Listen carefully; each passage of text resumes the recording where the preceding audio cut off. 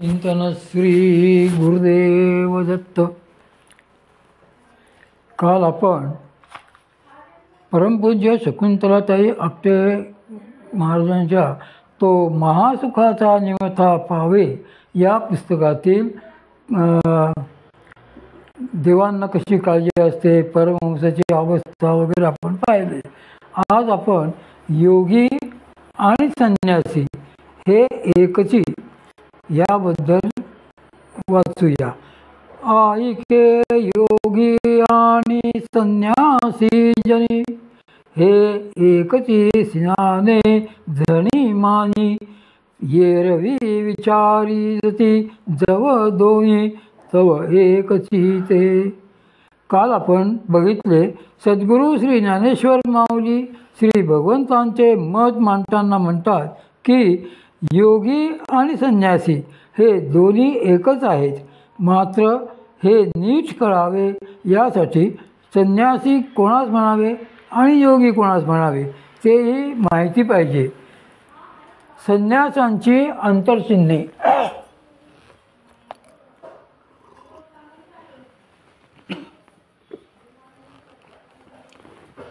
काल आपण संन्यासी म्हणजे काय ते थोडक्यात बघितले आणि किती प्रकारचे संन्यास घेता येतात तेही बघितले.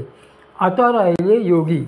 संन्यासी वेगळे कसे ओळखता येतात, त्यांना त्यांच्या बाह्य लक्षणांवरून ओळखणे अगदी सोपे असते. त्याचे कारण त्यांची भगवी वस्त्रे किंवा त्यांचे आचरणाचे जे काही विशिष्ट नियम असतात त्यावरून त्यांना चटकन ओळखता येते. मात्र खरा संन्यासी हा अशा बाह्य लक्षणांवरून समजून येत नसतो. श्री माऊलींनी त्याकरता 5व्या अध्यायात संन्यासांची फार सुंदर अंतर्चिन्हे सांगितलेली आहेत. ते तेथे म्हणतात की आता याची लागी सांगेन तुझ संन्यासियांचे चिन्ह, मग सहजे हे अभिन्न जाणसी तू. आता मी तुला संन्यासांची चिन्हे सांगतो, म्हणजे संन्यासी आणि योगी हे एकच कसे आहेत, ते अभिन्नच कसे आहेत तेही तुला सहजपणे समजेल. श्री माऊली त्यानंतर पुढे म्हणतात की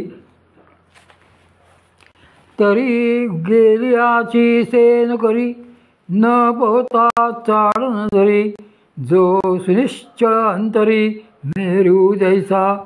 जे काही झाले गेले त्याची से म्हणजे सय आठवण जो करीत नाही, मनामध्ये कशाचीही चाड म्हणजे कशाचीही आवड धरत नाही, अपेक्षा ठेवीत नाही, तसेच जो अंतरी निश्चल दृढ असतो त्यालाच खरा संन्यासी म्हणावे.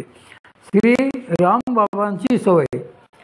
याच संदर्भात श्री संत तुकाराम महाराजांनी देखील त्यांच्या एका अभंगात फार सुंदर सांगितलेले आहे.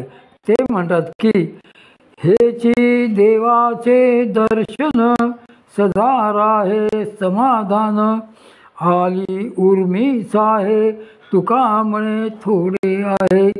सर्व परिस्थितीत सदा सर्वदा चित्तात समाधान राहणे हेच आत्मदेवाचे दर्शन आहे.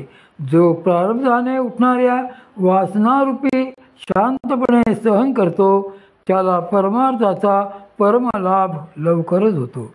म्हणजे आहे त्या परिस्थितीत समाधानाने राहून सर्व वासना उर्मीकडे तटस्थपणे पाहणारा, तसेच जे घडले त्याचा विचार करणे नाही आणि कशाचीही अपेक्षा ठेवणे नाही असे वागणारा खरा संन्यासी असतो.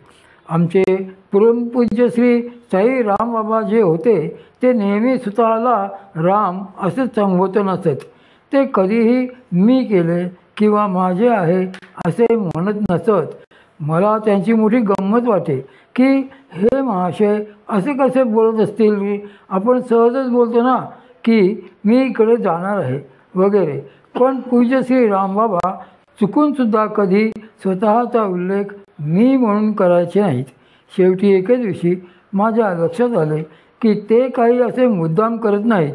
उलट संन्यास धर्माप्रमाणे त्यांची ही स्वतःकडे त्रयस्थपणे पाहण्याची सवय आहे. त्रयस्थपणे म्हणजे कसे, तर कोणीतरी दुसऱ्याने म्हटल्याप्रमाणे ते स्वतःबद्दल देखील राम इकडे आला, राम तिकडे गेला असा वाक्यप्रयोग करीत असत. प्रेमशक्तीचा प्रभाव. त्या काळात परमपूज्य श्री श्री आनंदमयी मा यांच्या भारतवर्षातील एक फार थोर विभूती म्हणून प्रसिद्ध होत्या. त्या अध्यात्म क्षेत्रातील अत्यंत मोठ्या अधिकारी होत्या. एकदा मा पूज्य श्री रामबाबांना भेटल्या.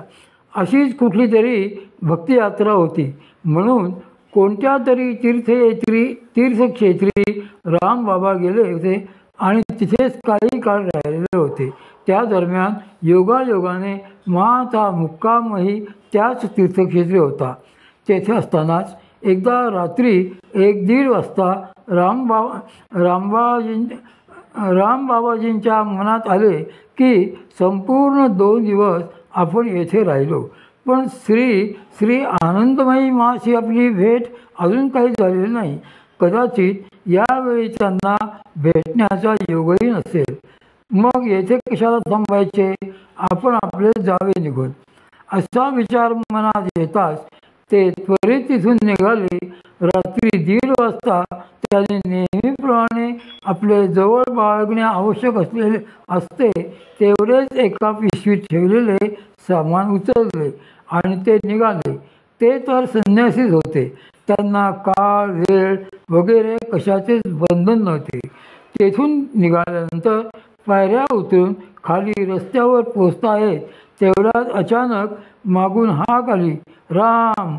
श्री रामबाबांनी चमकून वळून पाहिले तर एवढ्या रात्री स्वतः आनंदमयी माच समोर उभ्या होत्या. त्या हसून रामबाबांना म्हणाल्या की अरे राम, संन्यास घेतला म्हणून काय झाले, आता मला सुद्धा भेटणार नाहीस का.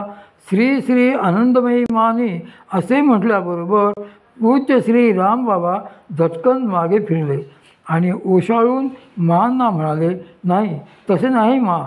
खरे तर मी तुमचीच गाठ घ्यायला या क्षेत्री आलो होतो. त्यावेळी संन्यास घेतल्यानंतर प्रथमच त्यांच्या तोंडून न कळत मी शब्द बाहेर पडला होता.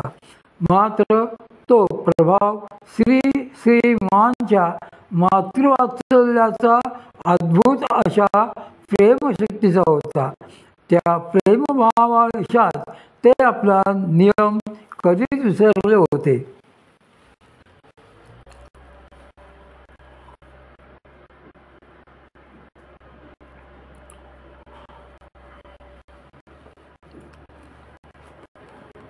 संन्यास धर्माची सुंदर व्याख्या. गंमत म्हणजे या पूज्य श्री रामबाबांना कित्येक वेळेला मी ऑफ हँड पकडण्याचा प्रयत्न करायचे की बघू तरी हे कधीतरी स्वतःचा मी असा उल्लेख करतात का म्हणून. पण नाही, ते चुकूनसुद्धा कधी स्वतःला मी असे संबोधित नसतात. कायम रामने असे केले, रामला असे वाटले असेच ते बोलत असतात.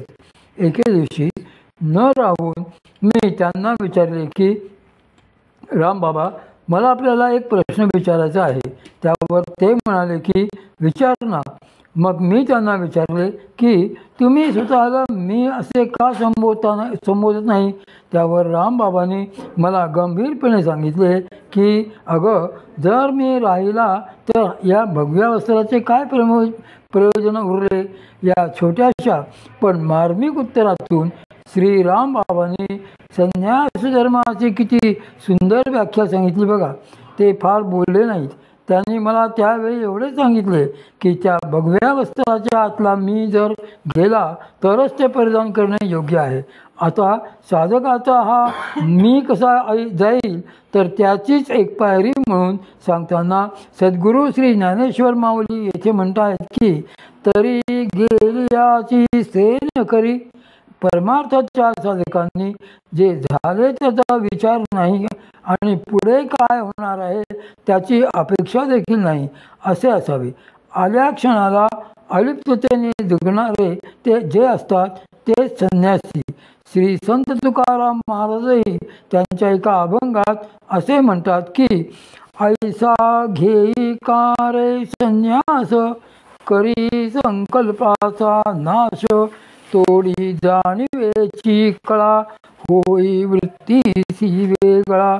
असा संन्यास घे की ज्या योगे संकल्पाचाच नाश होईल. आपल्या जाणीवा अंतर्मुख कर आणि प्रारब्धाने उठणाऱ्या सर्व वृत्तीतून वेगळा अलिप्त राहा. निरंतर संन्यासी कोण? आता अलिप्ततेने म्हणजे कसे जगावे? तुम्ही म्हणाल की तसे तर प्रसंगी भोगवादीही जगू शकतात. मात्र भोगवादी आणि हे ईश्वरवादी या दोघांच्या अलिप्ततेने जगण्यामध्ये फार मोठा फरक असतो. तो असा की जे येणाऱ्या प्रत्येक क्षणाला भगवत इच्छा मानून आनंदाने व निष्कामतेने जगतात तेच ईश्वरवादी असतात. संन्यासी हे असे श्री भगवंत